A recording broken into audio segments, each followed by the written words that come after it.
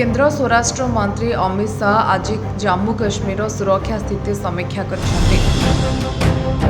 उपत्यकार दिनकू दिन आतंकवादी हमला बढ़िबारे लगी। निकटरे तीर्थयात्री को नहीं जाउथिबा गोटे बस उपर आतंकवादी आक्रमण करथिले। पूरा देश में यहाकू नहीं हईचई सृष्टि होइथिला। एथिपाई आज श्री शाह वरिष्ठ अधिकारी मानक सह उपत्यकार सुरक्षा स्थिति समीक्षा करिसंती। सेहिपरि आज उच्च स्तरीय बैठक डाकिसंती शाह। एथिरे जातीय सुरक्षा परामर्शदाता अजित डोभाल, जम्मू काश्मीर उपराज्यपाल मनोज सिन्हा, आर्मी और सीआरपीएफ वरिष्ठ अधिकारी माने जोग देबे। घाटी रे बढ़ुथिबा आतंकी हमला को केमिति ह्रास कराजिबो ताही बैठकर मूल एजेंडा रहिछि। तेबे काहेकि बारंबार एपरि घटुछि सेही विषय रे आलोचना कराजिबो एवं सीमा पई कड़ा सुरक्षा व्यवस्था मध्य कराजिबो।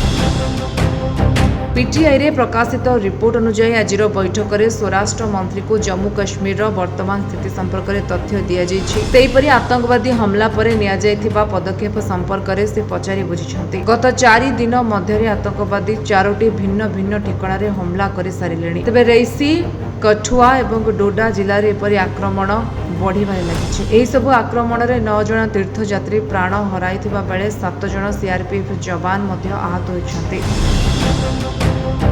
अतिरिक्त भावे कठुआ जिले में होइथिबा एनकाउंटर रे 3 जन संदिग्ध पाकिस्तानी आतंकी निहत होइछन्ति। सेमानक निकटरू विपुल परिमाणर गुली गोला और अस्त्र शस्त्र मिलिथिला। तेबे सीमा रे सुरक्षा व्यवस्था कड़ाकड़ी करबा सहित एही स्थान मानकरे मध्य सुरक्षा व्यवस्था को कड़ाकड़ी कराजिबा पई बैठक रे कुहा जायछि। Bureau report, Vishwavani live.